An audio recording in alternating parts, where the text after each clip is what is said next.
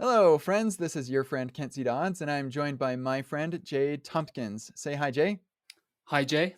How's it going? Good. So I'm excited to be joined by Jay. We've known each other for I don't know, maybe like 2 years, just on Twitter. I don't think we've ever met in person before, though.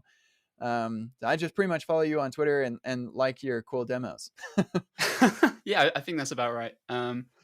Yeah, yeah, probably about 2 years. I ended up trying to do some stuff for you for Epic, and then, yeah. You actually, so you did make anybody who's been on any of my Epic React workshop repos, I've got a GIF at the top, and that GIF has like the rocket has the whatever fire coming out of the back and it's moving, and you were the one who created that GIF or created the moving animation on that GIF. Well, I attempted one, and then I don't think we went forward with it. I think Voita did one, and then I did one, and it was really hard to get going on those flames, so Oh, yeah, I do remember your version. Your version looked really cool, it looked realistic, yeah, so, anyway, you make all sorts of demos like this, and, it's fascinating, just following you on Twitter is really enjoyable. There's another, Twitter account, I can't remember the handle, but his name is Dave. I don't know if you follow him, but he makes all sorts of really interesting at animation stuff. at Bees and Bombs.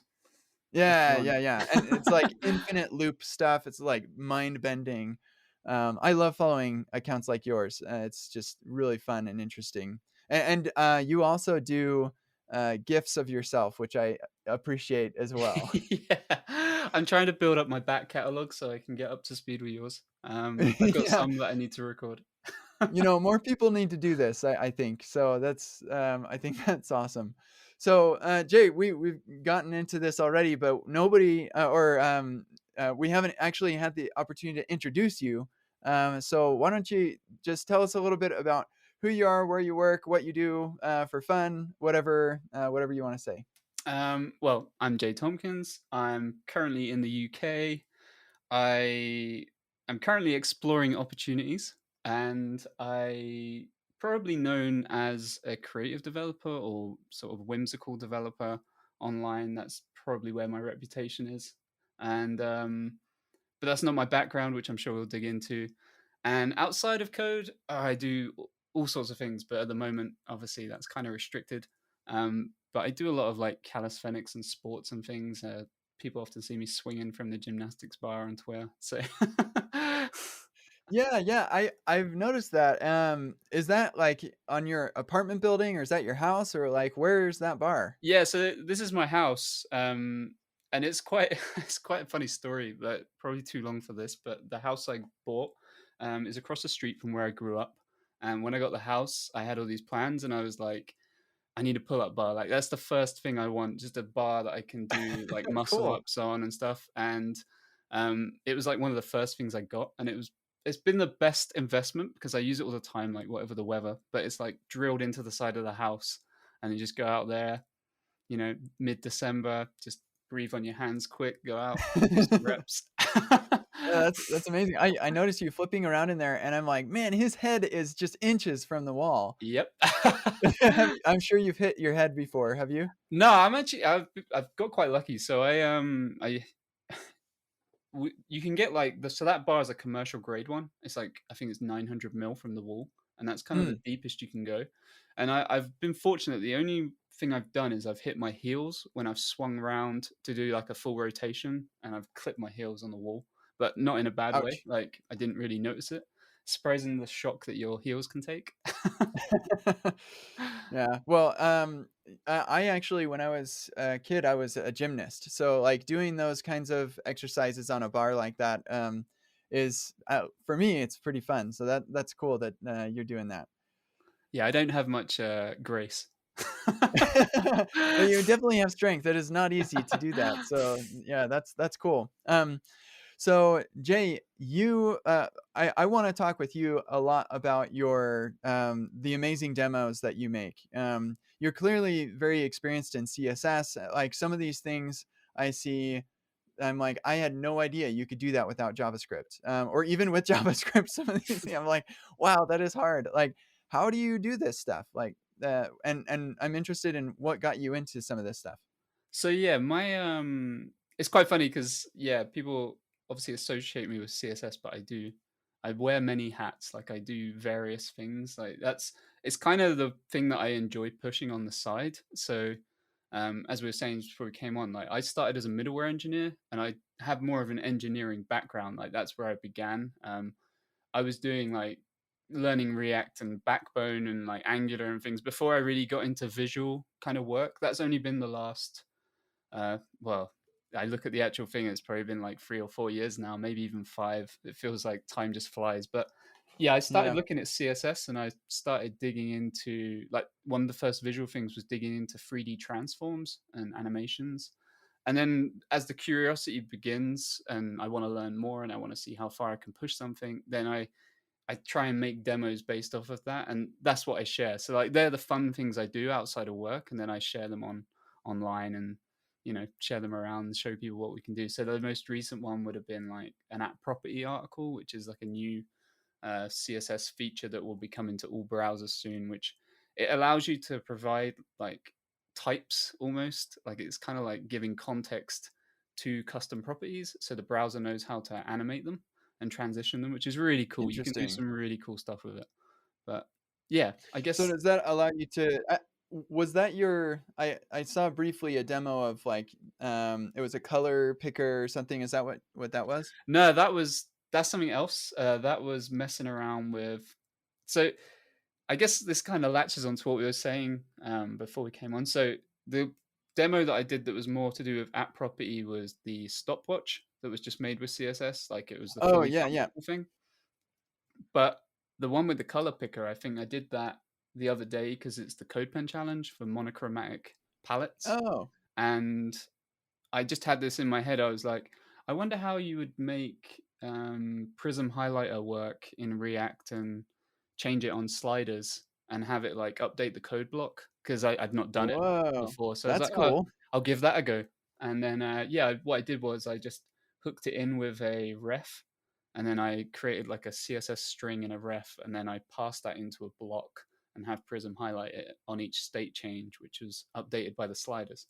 But it was just like a fun little thing to try out because I've not really done that before. Normally, I just statically render a code block, right? But I was like, I wonder how easy it is to keep updating it. Yeah, yeah, that's interesting. So, would you say that most of the cool demos you share on Twitter, and that you just work on the side, are those things that you have experience with, or are those things that you're just learning about and you're just sharing with us the stuff that you're learning? um, it it's a big variety. It's a really big variety. So I come from like I normally work with say React or like any of the sort of the hot topic frameworks, right? They're normally what I'm working with, or I use GreenSock a lot. And it kind of depends. If I normally led by my ideas. So I'll come up with something that I think, oh, that'd be cool to make. I wonder what that would look like. And then I try and spin away to like either create it in a different way than I have before, or try and find a way to use something I might not have yet. But it tends to be most things like once you've hit a point, like I will have created, like I've created many React apps or many SVG animations or many CSS animations. So some of them are like, yeah, it's just using the same thing but trying to twist it in a different way. Or but if there's an opportunity to try and use something else, like I'll be like, cool, I'm going to try and use that plugin or use this framework or try something else. Oh, that's cool. I think that at least it's an entertainment for me because I enjoy looking at it. When anytime I look at the actual code, I'm I'm like, there are things in here that I understand. There are some that I don't. CSS in particular is one area that there's a reason that I don't have a CSS course because I don't. That's not my area of expertise at all.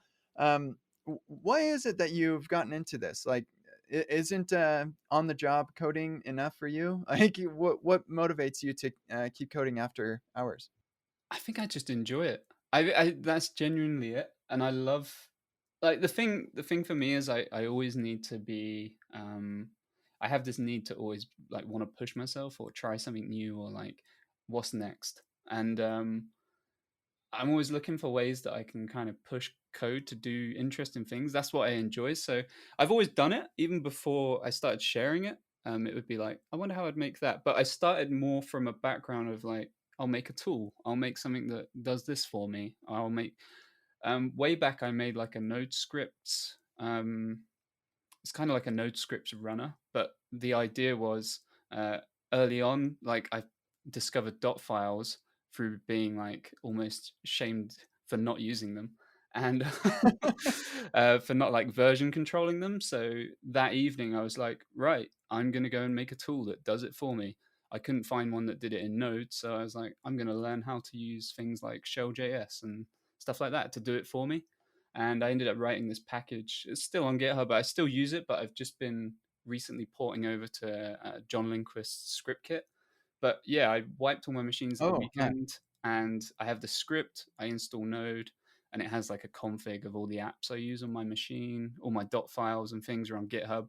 I run the script, and hey presto, like all my machines are set up to my specific sort of tastes without me having to spend hours like configuring VS Code or remembering what extensions I had installed and all that kind of thing. But yeah, I guess I started from making tools. Yeah, interesting. So, you're just coding on the side to solve your own problems. Now, I don't imagine that you needed a stopwatch or like a syntax highlighter. You can change the color. So, at what point did you transition from I'm building stuff that I need to I'm building stuff that's just kind of fun to build? And how do you identify the stuff that you decide, hey, I want to see if I can make that? I think I think a big change for me was when I discovered CodePen.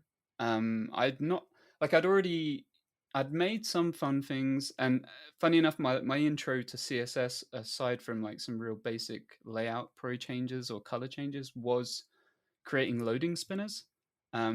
At the office Hmm. I worked in at the time, I used to just like over lunch, I'd be like, "Do you know what? I'll make a few spinners." And I had this really long I think it was JS bin at the time. That was like one of the. I think it's probably still out there, but I just had this huge file that was in this bookmark that I had with just like 50 odd CSS spinners, and every day I'd be like, yeah, I'll just add some more.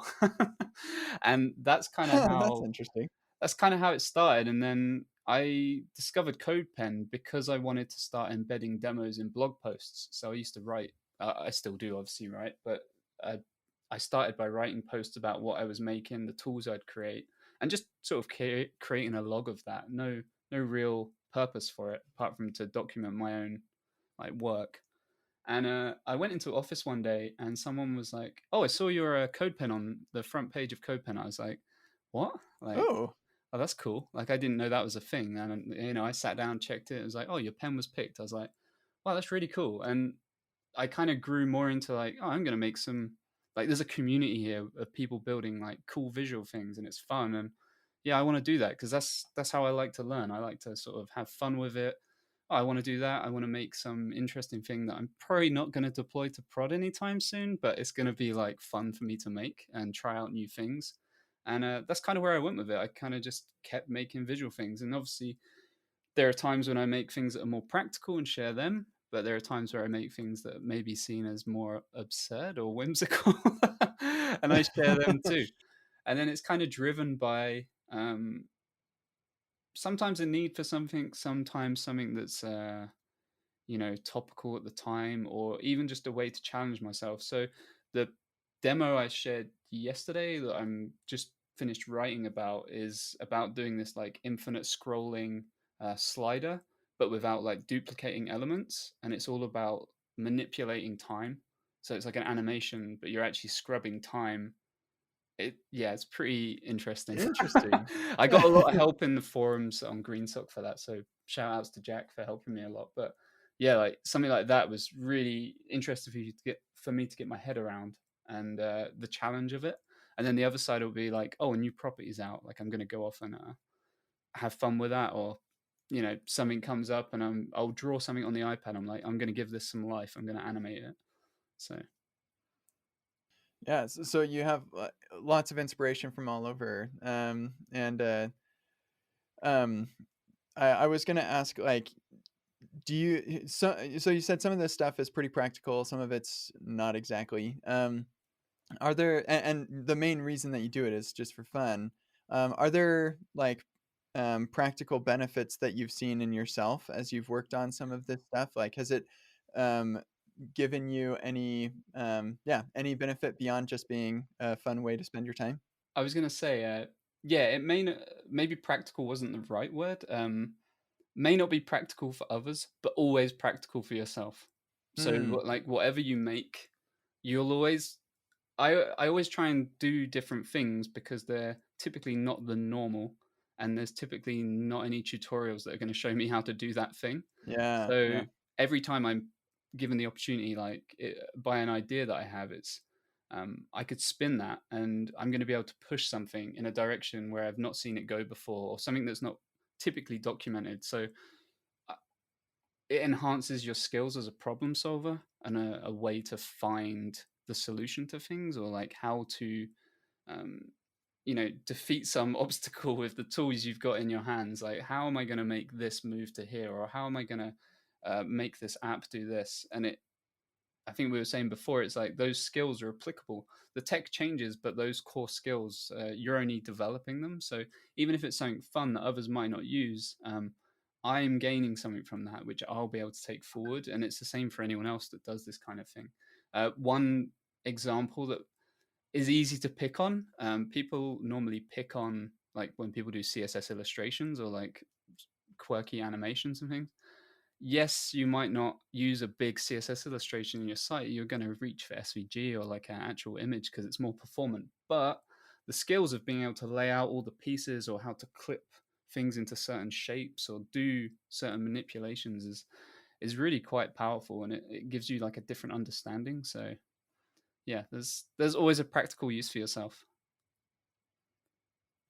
Yeah, no, it's very interesting, and, um like it opens up opportunities for you as well, where I imagine it gives you something to write about, or you get invited to speak or whatever. I mean, I don't think I would have known about you if it weren't for some of the cool demos that you have. I can't remember where I found your Twitter, but I imagine it's because I saw something cool that you shared. And I was like, I want more of that in my timeline. So there's that I side of appreciate it too. it. Yeah. And I do. I really enjoy that. So awesome. So you've got this you were telling me before that you have this list of, ideas of things, and I'm, curious a little bit, like, what are some of the things on your list? And, where do, yeah, like, where did the idea to create this list come from? And where do ideas, how do ideas get onto the list? um, so that I'm not very uh, I'm pretty welcoming to all ideas, so I don't exclude anyone or any ideas, that come in. But yeah, I have this idea that I keep a list of all the ideas that I come up with. Even if I don't pursue them, I have like a big backlog of things that I will potentially do at some point if I want to pluck something out, or if I'm having a day where I'm like, what shall I do today? I'm just gonna, put a finger on the screen and I'll go for that one. But yeah, I got into this habit of when it started out, I'd have like an idea and I'd focus on that idea, and I started taking inspiration. The more my skills grew, the more I realized I could make that. I could make that. I could probably make that as well. And I think we said this before we came on. One thing that I kind of believe in is that you should be confident in yourself that you can create anything. Like, don't ever think that you can't. Like, don't be intimidated by an idea. Like, it sounds really easy to say, but it's just pixels on a screen, right? So, and For yeah. and I started with a Trello board where I just like, oh, that's an idea, and it just became an absolute unwieldy mess. And then I moved it all over to Notion, and now it's still quite a mess, but it's a bit more categorized. And then I have one of these like paper productivity planner books where I can kind of keep the ideas that I'm working on to a smaller subset, and then any ideas I have, I use the app, like the Notion app on my phone, and then I just tap in ideas. Now, the ideas, and this is like something I find really important to get across to people, is like an idea can be anything. It doesn't have to be like the fully fledged idea. even just a few keywords that sparks some kind of inspiration or some kind of tangent for you to go on is enough for you to create something. Like some of the ideas I have, and even when I do them on the live stream, I go in with one idea and it might come out with a completely different result, and like it's directed by people that are in there, or like we think, oh, we'll go in a different direction with it. But yeah, some of my ideas, they're just keywords. So it'll be like, we were going through some, I'll try and come up with some other ones. Uh, and blog, even just like blog articles and things. So I have one here, Zebro. So I think that was like a GIF of a zebra with some shades, but I thought it'd be a cool SVG animation. I've got That's one. great. I've got one that's 3D flipping laptop. So I imagine that will be some kind of like laptop, maybe CSS that flips open and spins around.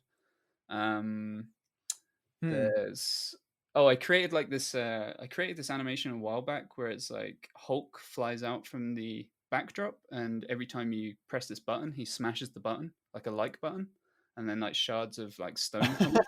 Nice. And I was like, I should create a bear version of that for my stream. So like, if I have a moment where I'm frustrated, people can like hit the command and make the bear come out and like smash the stream or something. That sounds great.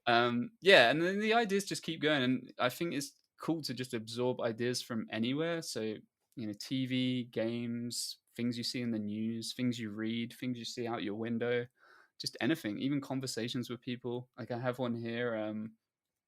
I think I was chatting with someone, and we said about, I don't know what it is about, but it just the thing just says magic rock for Nile. So I assume there was something about a rock, and then I'll dig into that, and that'll be an idea. So Yeah, well, so just huge array of ideas. I have a list of ideas for things to write blog posts about, and anytime I go, like, it's very rare that I will pick something off of that list for me because anytime I go there, I'm just like, I'm not into that right now. Like, I'm just not feeling it. Do you ever get that way? yeah, I think that's an interesting point as well. Like when you get to that thing and you're like, I just want to complete it and get out of the way. Like I'm one of them. Like it's on the list, it needs to happen. But just before we move on, there's Mm. actually one. There's a couple of things on the list here that I've just spotted, which are actually inspired from conversations with you from a while back, and you might remember them or you Oh, might not. cool. So, do you remember you joked about different hooks, and I think you said something like use dark side or something on Twitter? It would have been a while back. Oh, yeah, yeah, So yeah, I had yeah, yeah. an idea that I was going to make, and I've not made it yet. I just tinkered with the idea quick on like a cube, but use dark side hook, which would actually flip your UI on a 3D cube. So it would go out and then flip around, and then it'd be dark side of the cube, and then come back. Oh, dude, that would be awesome. Yeah, I like that. Yeah, that's in there. I think there was Yeah, one huh. about doing like use full screen or something when we did that, and I knocked up a demo quick for it. You know, so I'm redoing my website right now, do a big redesign. I've got some people helping me with it too, and I might enlist you to help me because I'd love that. We're gonna add dark mode, and that would be the coolest way to toggle between light and dark mode. That would be Yeah, so I cool. picture it in my head straight away when you said the tweet, and I was like, "Oh man, I've got to make that. Like, that'd be so cool." I Yeah, was that's just thinking how brilliant. you clone the current state of the UI onto a different side or something, and then make that the actual reactive one when it comes around. But yeah, it'd be so cool to do. Yeah, that's wild. You know, like I think about stuff like that, and I don't know the first thing about doing something like that. Like it just sounds so outside of my reach. And you mentioned this earlier that like you shouldn't feel like there's not anything outside of your reach, but like it just feels like it would be. So how do you avoid feeling that way, and how do you make sure that you are I don't know like um yeah that you feel like you can make it happen. um, yeah, I try and operate with like a there's a no limits policy. I'm gonna make it happen.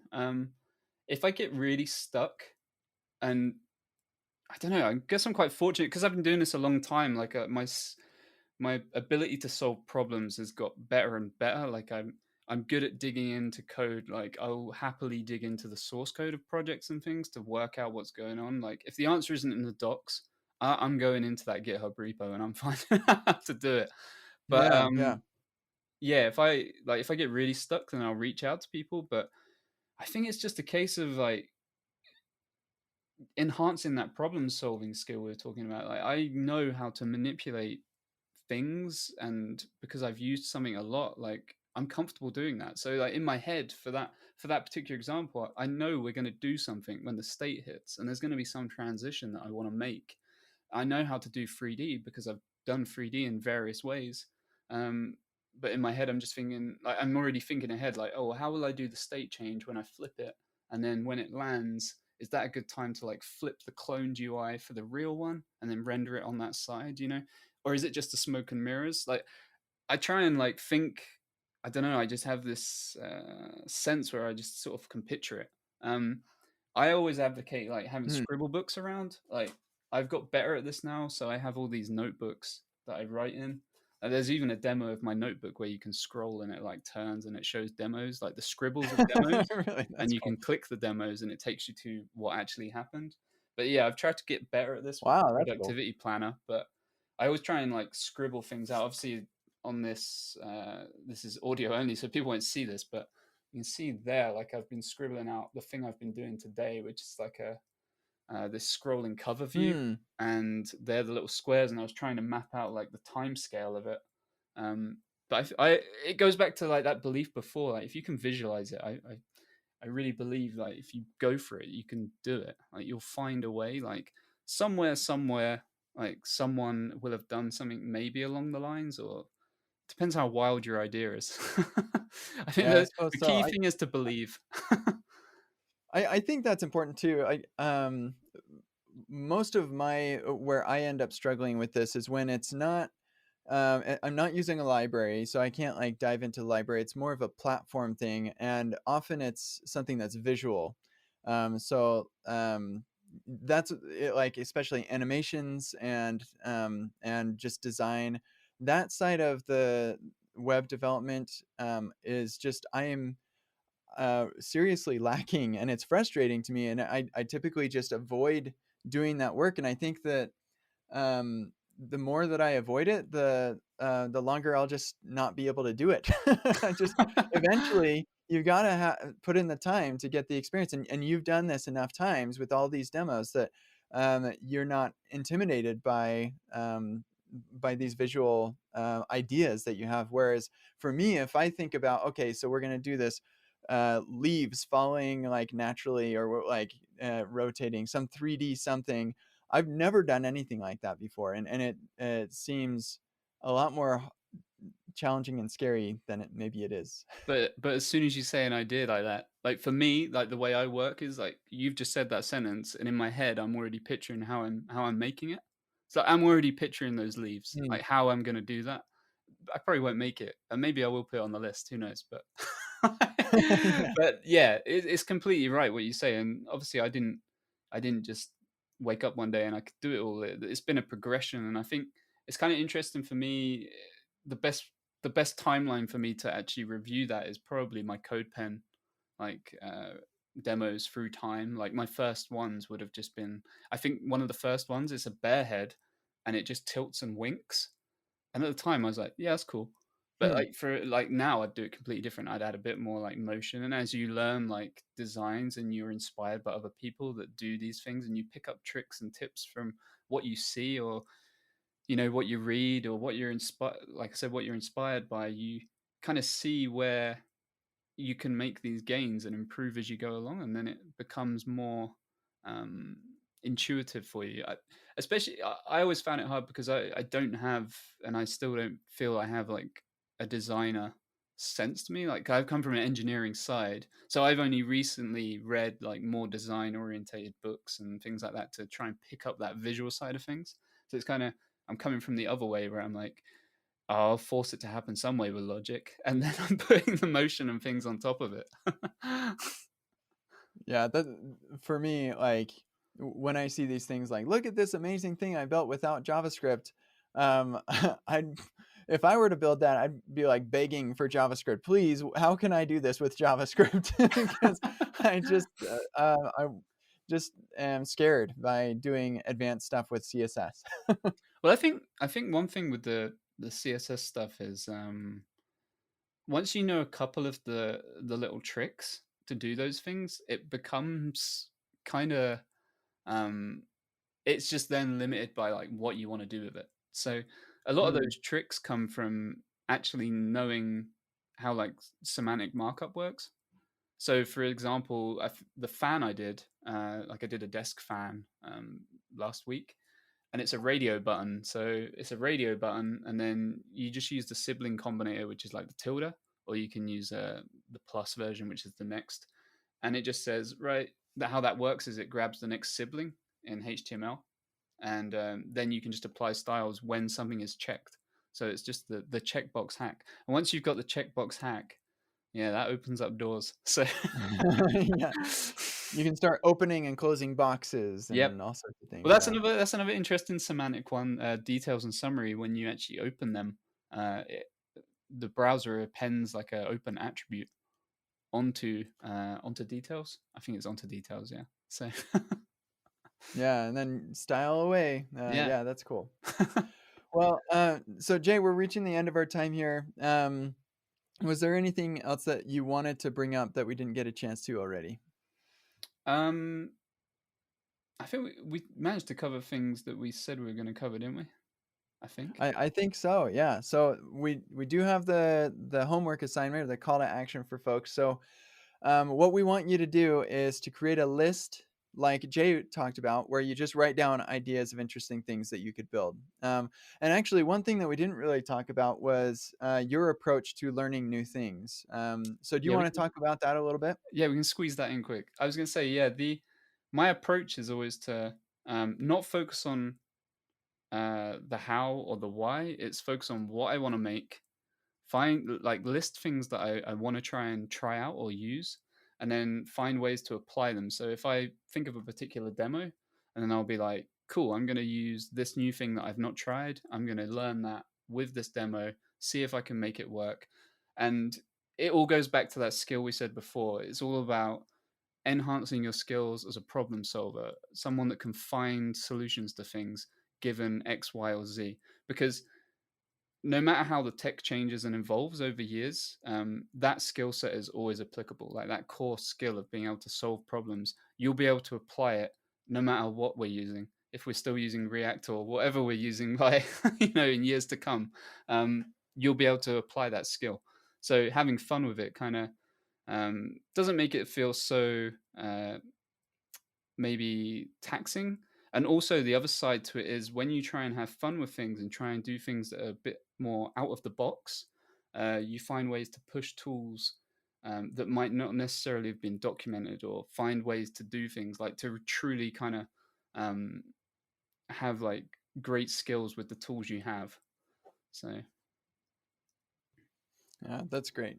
Okay, cool. So now people are going to make these lists. They're going to expand their current level of experience with these interesting tools. And now the last thing they're going to do is follow you on Twitter. So how do they do that, Jay? they do that by going to at JH3YY and then hitting the follow button. All right, awesome. And we'll put a link there too to make it Yeah. even easier. Just in case I Um, said it wrong. yeah, yeah. Cool. Well, hey, Jay, thank you so much for joining me for this time and giving some of your time to talk with me and our audience about the interesting things that you do. And hopefully people can start doing interesting things and they can tweet at you their cool ideas that, Yeah, I love seeing people's stuff they make. Honestly, when I get tagged in things people make and they go, "Oh, I tried this," and it's like, "Wow, that's so cool!" Like, it's really impressive to see the way people push things as well is amazing. Like, that's awesome. Well, cool. Thanks, everybody. And we'll see you all in the future. howdy, well, see ya.